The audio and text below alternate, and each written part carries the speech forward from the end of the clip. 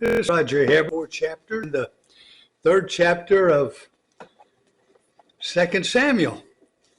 And Abner joins David. There was a long war between the house of Saul and the house of David. And David grew stronger and stronger while the house of Saul became weaker and weaker. And sons were born to David at Hebron. His firstborn was Amnon of Ahinoam of Jezreel, and his second, Chileab of Abigail, the widow of Nabal. You know, we never did hear much of Chileab. I don't know if he passed early or if maybe he was a little, the idea, I don't know. Well, anyway, she of Abigail, that pretty woman that was the widow of Nabal of Carmel. And the third, Absalom, the son of Maacah. We'll hear a lot about him later. The daughter of Talmai, the king of Geshur. And the fourth, Adonijah, the son of Haggith. And the fifth, Shephatiah, the son of Abital. And the sixth, Ephraim of Eglah, David's wife. These were born to David in Hebron. Man, he went crazy with those women, huh? While there was war between the house of Saul and the house of David, Abner was making himself strong in the house of Saul. Now Saul had a concubine whose name was Rizpah, the daughter of Aiah. And Ishabeth said to Abner, "Why have you gone into my father's concubine?" Then Abner was very angry over the words of Ishabeth and said, "Am I a dog's head of Judah? To this day I keep showing steadfast love to the house of Saul, your father, to his brothers and to his friends, and have not given you into the hand of David. And yet you charge me today with a fault concerning a woman? God do so to Abner and more also, if I do not accomplish for David what the Lord has sworn to him, to the master, to transfer the kingdom from the house of Saul and set up the throne of David over Israel and over Judah, from Dan to Beersheba." And Ishabeth could not answer Abner another word, because he feared him. And Abner sent messengers to David on his behalf, saying, "To whom does the land belong? Make your covenant with me, and behold, my hand shall be with you to bring over all Israel to you." And he said, "Good, I will make a covenant with you, but one thing I require of you. That is, you shall not see my face unless you first bring Michal, Saul's daughter, when you come to see my face." Then David sent messengers to Ishabeth, Saul, saying, "Give me my wife Michal, for whom I paid the bridal price of 100 foreskins in the Philistines." And Ishabeth sent and took her from her husband, Paltiel, the son of Laish. But her husband went with her, weeping after her all the way to Bahurim. Then Abner said to him, "Go, return." And he returned. And Abner conferred with the elders of Israel, saying, "For some time past you have been seeking David as king over you. Now then, bring it about, for the Lord has promised David, saying, by the hand of my servant David, I will save my people Israel from the hand of the Philistines and from the hand of all their armies." Abner also spoke to Benjamin, and then Abner went to tell David in Hebron all that Israel and the whole house of Benjamin thought good to do.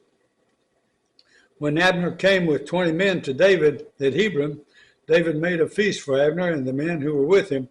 And Abner said to David, "I will arise and go will gather all Israel to my lord the king, that they may make a covenant with you, and that you may reign over all that your heart desires." So David sent Abner away, and he went in peace. Just then the servants of David arrived with Joab from a raid, bringing much spoil with him. But Abner was not with David at Hebron, for he had sent him away, and he had gone in peace. When Joab and all the army that was with him came, it was told Joab, "Abner the son of Ner came to the king, and he has let him go, and he has gone in peace." Then Joab went to the king and said, "What have you done?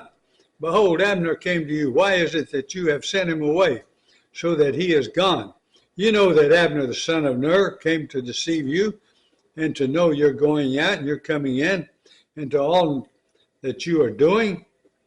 When Joab came out from David's presence, he sent messengers after Abner, and they brought him back from the cistern of Sirah, but David did not know about it. And when Abner returned to Hebron, Joab took him aside into the midst of the gate to speak with him privately, and there he struck him in the stomach, so that he died for the blood of Asahel, his brother. Afterward, when David heard of it, he said, I and my kingdom are forever guiltless before the Lord, for the blood of Abner, the son of Ner, may it fall upon the head of Joab. May it fall on the house. May it fall upon the head of Joab and upon all his father's house. And may the house of Joab never be without one who has a discharge, or who is leprous, or who holds a spindle, or who falls by the sword, or who lacks bread. So Joab and Abishai, his brother, killed Abner because he had put their brother Asahel to death in the battle at Gibeah. Wow.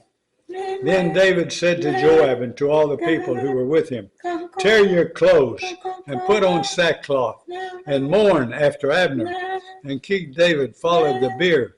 They buried Abner at Hebron, and the king lifted up his voice and wept at the grave of Abner, and all the people wept. And the king lamented for Abner, saying, should Abner die as a fool dies? Your hands were not bound, your feet were not fettered. As one falls before the wicked, you have fallen. And all the people wept over him. Then all the people came to persuade David to eat bread while it was yet day. But David swore, saying, God do so to me and more also, if I taste bread or anything else till the sun goes down. And all the people took notice of it, and it pleased them, as everything that the king did pleased all the people. So all the people and all Israel understood that day that it had not been the king's will to put to death Abner, the son of Ner. And the king said to his servants, do you not know that a prince and a great man has fallen this day in Israel? And I was gentle, and today, though anointed king, these men, these sons of Zeruiah, are more severe than I. The Lord repay the evildoer according to his wickedness. You know, Joab, he was something else. He must have been a great general, but boy, he was mean. And something fell on his head right toward the end of his life. We'll find about that later.